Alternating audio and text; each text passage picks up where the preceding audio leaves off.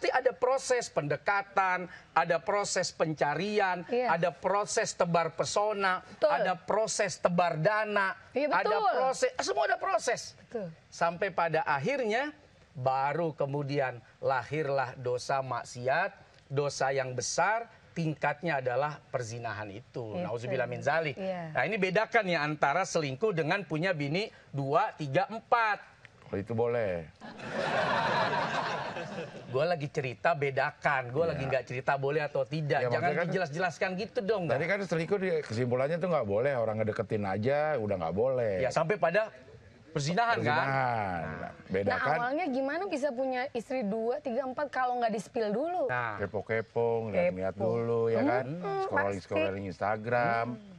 Iya dong. Beda. Gimana caranya mau punya 2 kalau nggak nyari-nyari ya? Iya kan dilihat dulu. Nah, ini bedanya yang amatir dengan yang pro. Maksudnya? Kalau yang amatir perlu ngepo-ngepoin, perlu sepil-sepil, perlu PDKT terlalu dalam. Tapi kalau yang pro itu didatengin.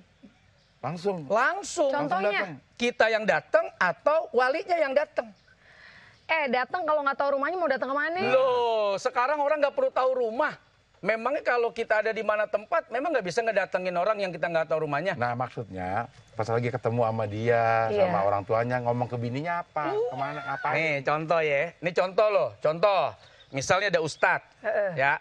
Nih ustadz tiba-tiba habis ceramah didatengin nih sama bapaknya perempuan. Pak Ustadz, mau nggak sama anak saya tuh? Tuh, cakep. Anak saya sih cakep. Bodinya bagus. Kira-kira kalau ada yang nanya kayak gitu, kamu responnya gimana? Loh, aku bilang, mana? Kepo. Bukan. Itu udah mulai kepo. Masa cuma nanya mana doang? Loh, dosa. Iya, nanya tuh kepo. Iya, mana? Oh itu. Mending buat teman saya aja yang masih belum nikah. Jadi kebaikan dong. Jadi pahala dong. Ngeles mulu kayak bajai. Loh. Daripada ngaku. Enggak, sebenarnya ada nggak sih? Ada. Yang nawarin mah ada. Tapi disitulah kamu biar tahu bahwa ini loh suamimu. Yang ketika melakukan itu tidak ketahuan. Sini, handphone sini handphone. Ketahuan. Bukan ketahuan, belum ketahuan. Sini handphone. Handphone kasih. Ini lagi ditelorin. Biar beranak. Sini. Ini loh. Masa handphone? Macem-macem. Ngapain handphone didudukin? Ya siapa tahu betelor. Jadi 2. Tuh, bisa banget.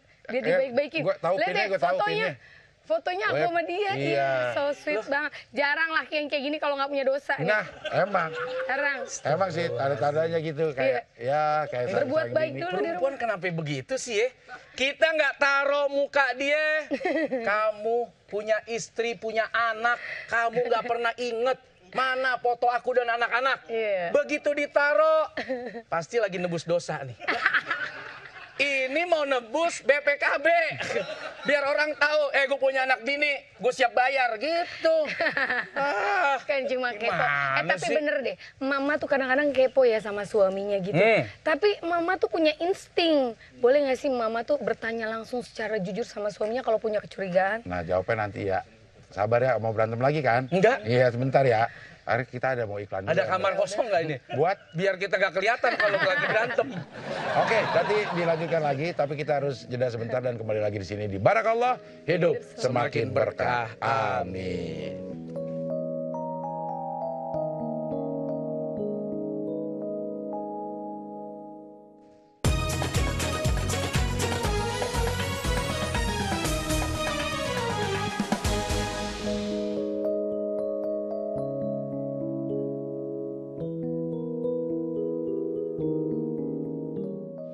Pemirsa, kita lanjutkan lagi. Barakallah, Hidup semakin berkah.